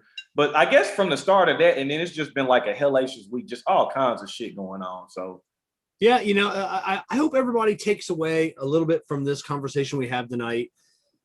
This is a lot of work. Like I said, you know, I mean, we put a lot of our, blood, sweat, and tears into this. You know, like I said, my family is on the other side of this room. You know, right now, I'm not spending that time with them. You know, it's creating content, and that's the way it is. You know, many days of the week. You know, we give up a lot to produce quality content for you guys and gals in the chat panel. I don't know, sometimes I guess just cut us a little slack if we have an off day, or you know, we get a new sponsor. You know, just know that you know, Ron and I, you know, we're always going to give you an unbiased opinion of what it is we're reviewing. It's never going to be bullshit. So, and then if you see something happening in the chat panel of another show, another Facebook forum, it is your responsibility as well to, I think, to step up and say, hey, this isn't right. This isn't right. You know, if Ron did something to you, or Kevin did something to you, you should be reaching out to Kevin. If you know, and anybody, I said, my phone number is on my website. Yep. You can, and that is my personal cell phone number. Somebody's got a problem with what I'm doing, give me a call, shoot me a text message. You know, I'll talk with anybody. People, I rub people the wrong way. It is what it is. Ron rubs people the wrong way. You know, if you don't like what we're doing, you know, but if you heard something, you know, like, oh, I don't like Kevin because, you know, he pays for his viewers, you know, just. Well, that's my issue though, Kevin. Like, if you don't like somebody, you got a legitimate gripe. I don't like. Yeah. But if you say I don't really like Cigar Pop because I watch his videos and I don't like how they look or something, you know, it's like what? Like, so my thing, like you just said, hitting on the community too. Be a part of a community that you want. You know, make the community what you want it to be, and meaning that if you want a upper echelon community, or you want a high class or upper tier community, be a proponent, be a proprietor of that. Make sure that you're enforcing that to make sure that the community stays where it needs to be. Stop allowing bullshit. You see stuff, especially like I said, if somebody has a legitimate gripe about something, that's one thing. But if you see somebody blatantly saying something about somebody else and it's just completely not true, call them on that shit. Make them defend it. Oh, I don't like Kevin because of such and such. I mean, then you could comment under there and be like, explain. Yeah. And make them explain. And if they explain, be like, all right, cool. Well, we have our differences, but at least you explained it to me.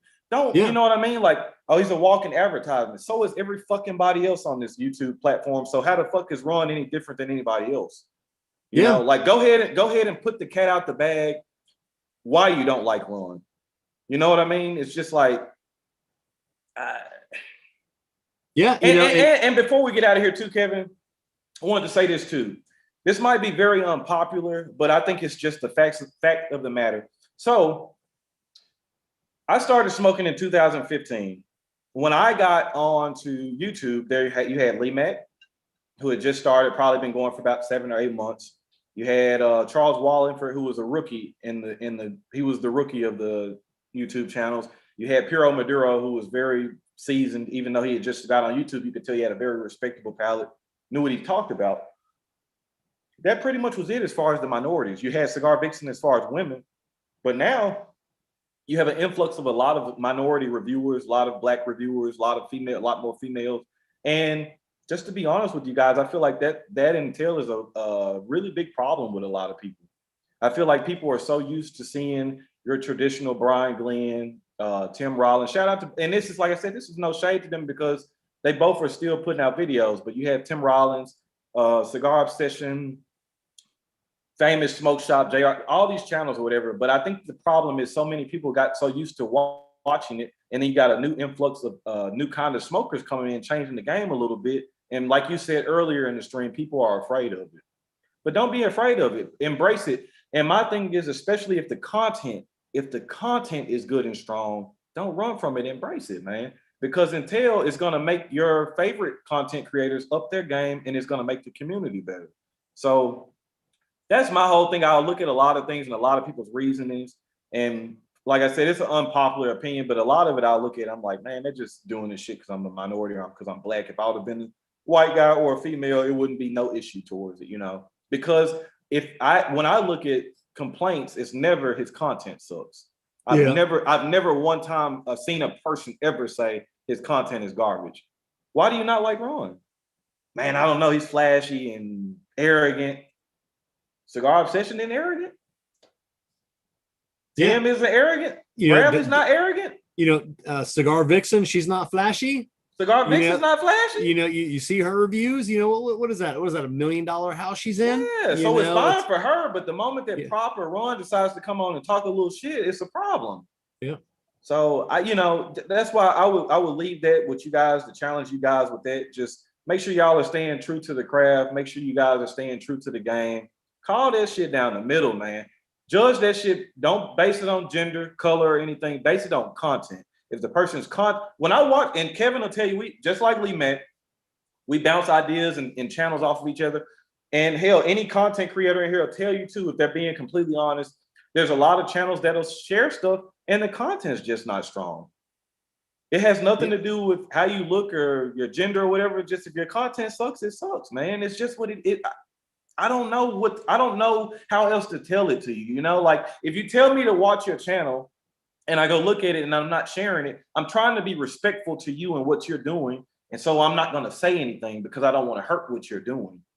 But if I'm not sharing it or if I'm not telling people about it, 9 times out of 10, I don't think it's that good. Yeah. And it would be no offense to if I share, how many times, I could go in my Instagram from over a year ago and show you how many people I've sent my channel to when I first started and they never responded. And it shows where they saw the message. I don't take any offense to that. I just think that for whatever reason, they just didn't think my content was good or that they didn't think it was marketable or whatever it was. So it is what it is, man. I just think that some of these newer guys feel like they are owed something. You aren't owed anything. Keep working. Nobody owes you anything. Nobody does. Yeah. Nobody owes you anything. Nobody owes you anything. And the easiest thing, the simplest thing to do, and it's free. It doesn't cost you anything. If you like what somebody's doing, give them a thumbs up. That's all you gotta do. Whether it's Instagram or TikTok. I don't comment on everything. Just because I don't comment on it doesn't mean I'm not watching. I know. I'll always give a thumbs up. A lot of times, if I'm driving 3 hours, I'll listen to a dozen, cigar reviews. I'll keep caught up, and then I don't always comment, but I make sure I hit that thumbs up. If it's something that's really powerful, you give it a share. It doesn't take much just to share it to your Facebook. Maybe somebody, will like it. I'll tell you like that. If you really are built for this, it doesn't matter. If you really are confident in yourself and you know that what you bring to the game is credible and legit, it doesn't matter who co-signs it, because that's how I feel every day. I don't give a damn if Cigar Prop shares it, Lee Mac shares it. Hell, half the time people don't know when I drop content. I don't care. I'm confident enough in myself that my content is strong enough that it's going to stand on its own. That's how you guys need to be. And that's why, and I like what Shirtless Mike said the other day when he mentioned me in his video too. He's like, he didn't mention the same qualities of the other channels, but he said the quality of content is nice. It looks nice and clean. And if you go over to Ron's channel, he's probably one of those people that's going to challenge you. And that's fine. That's one of those people that's a role that I embrace fully. If I'm the person that is known around the community as the person that's going to challenge everybody, then so be it. But it is what it is. Stop whining. As far as trying to get people to watch your stuff, and trust me, in due time, if you're meant to get out there and get exposed, it's going to happen. Just keep putting out the work, keep doing your work. It's going to happen. You're going to get exactly what's owed to you. That's it. You hit it. You're going to get what's owed to you. If it's meant to be, it's meant to be. Yep. Then you could be one of those forceful motherfuckers and just take it. Yeah. And trust me, I'm gonna sit there and be rooting if you take it too, because I'm like, that's that shit right there. Take it. So, you know, it like I said, this field is, even with all of us still in it, if you're creative enough and consistent enough and honest enough, you can take it. Yeah. This world is yours. Just take it, man. Just take it. So, but no, man, I think we had a good stream. We've been up for almost 2 hours. So it went by really quick. It did. It went by fast. When they say, hey, time flies, you having fun. We still got 95 people in here, but I want to say from the bottom of my heart, I appreciate everybody tuning in on their Saturday nights. You guys could be doing whatever the hell you want to do. I appreciate you giving me a listen. Cigar Prop, again, if you aren't following Cigar Prop, make sure you guys follow him. He's close. Hell, we might be able to get you past me tonight. We could try to get Cigar Prop subscriptions past me, man, and then that would make me work a little bit harder to try to figure out something to pass him again. So, but I love you guys, man, and like I said, I love the community. And trust me, I'm here for the right reasons, man. And if you really follow me and you know about me, you know that I'm here for the right reasons, and I'm here and I ain't going nowhere. So all the motherfuckers that don't like me, y'all gonna have to get used to looking at my pretty ass face. That's it. And then everybody in the chat panel right now, once again, not to be pompous, you're looking right now at the rebirth of cigars. You know, just like Drew Estate is, you're looking at the rebirth. I guarantee by the end of 2021, if you don't know who Ron Real is and you don't know who Cigar Prop is, you're living in a cave. I know what Ron's got coming up in 2021. I know I got what I got coming up. You know, things that said could never be done, things that shouldn't be done. Those are the things that I'm doing this year. I'm gonna blow some minds. Ron's gonna blow minds this year. You know, be thankful. I mean, you're here. You're on the ground floor of, you know, and like I say, and I don't want to say you're on the ground floor of greatness because that sounds like me being an asshole. Man, but, you know, somebody listening like, man, fuck him, man. Yeah, that's it. But we really are, you know, trying to change the game for the right reasons and for the right causes. In the right things. You know, Martine, Kevin always promoting DE. I love DE. DE is my family. You know, DE. I mean, Drew Estate has done more for me than any one company, any one person. Like I said, they gave you the opportunity when nobody else would. Same thing with Black Lion. How am I not going to remain loyal to a company that gave me the opportunity to do something that I was not able to do with anybody else? Yeah, of course, I'm going to rep Black Lion to the end, to the wheels fall off. That's it. You know, me and DE, it's ride or die. You know, I mean, I am DE. DE is Cigar Prop. We are the same. You know, I love it. I absolutely love it when, you know, a sales rep or a territory manager will send me a random text, like, hey, you know, we had, you know, our weekly sales meeting or whatnot. You know, here's what they said about you. Like JD said, you know, brought up your name. Joe Grove brought up your name. So and so brought up your name. And for me, listening to that, there's no jealousy. Like I sit there and look and I'm smiling. I'm like, that's great, because that's improving the cigar community and it's going to make all of us better. You know, we see what you're doing. It's going to just take us all to the drawing board and try to figure out how we can make this better, how we can do better. That's it. You know, but by the end of 2020, I'm telling you, I'm going to make manufacturers rethink cigars by the end of 2021. You know, like I said, I've got, you know, hopefully one cigar coming out. Turned down 3 manufacturers told me it was dumb. Look, if I smoke your cigar and there's no cocoa in it. Yeah, you know, it was, you know, 3 manufacturers said it was dumb. Mm-hmm. Nobody would buy it. It won't burn. It can't do this. One manufacturer, said, instantly goes, it's a good idea. It's a good idea. I don't think it, in his exact words, I don't think it can be done, but it's a good idea. Right. 7 days later, and I'd given up on that, you know, after that, you know, and he's like, they figured it out. They figured out how to do it, but because they believed in me, you know, and they believe in Ron. You know, I said, you know, Ron's got his own cigar out. You know, someone believed in Ron. You know, and that's just the one cigar. There's just one cigar.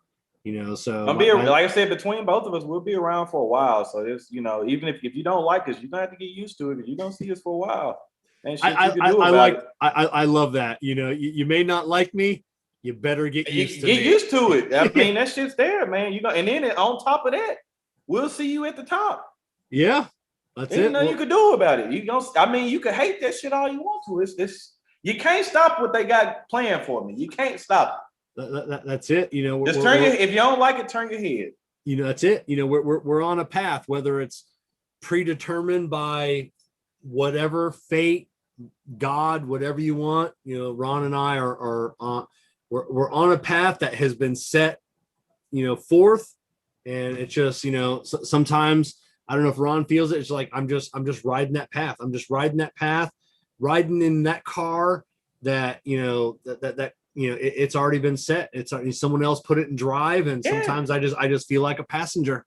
That's the coach. That's the coach that gets. That's the coach of the Golden State Warriors. He gets that team, and the GM's like, "This team's perfect. Just don't fuck it up." Yeah, that's all you got to do. Is hey, we got everything. We got everything lined up for you. Don't fuck it up. That's what it's pretty much boiling down to. So. That's it. So excuse me if I say something dumb. You know, just forgive me if I say something dumb. If anything dumb is going to be said, you're looking at the two people that are probably going to say it. So, you know. But, I love it, man. Hey, man, I want to say again, thank you for coming on, especially last minute. Like I know that's what I don't take for granted. I know you got a lot of stuff going on. You talk to a lot of bigger profile people. So I very appreciative that you just on the spot were like, cool, let's do it. So yeah, always.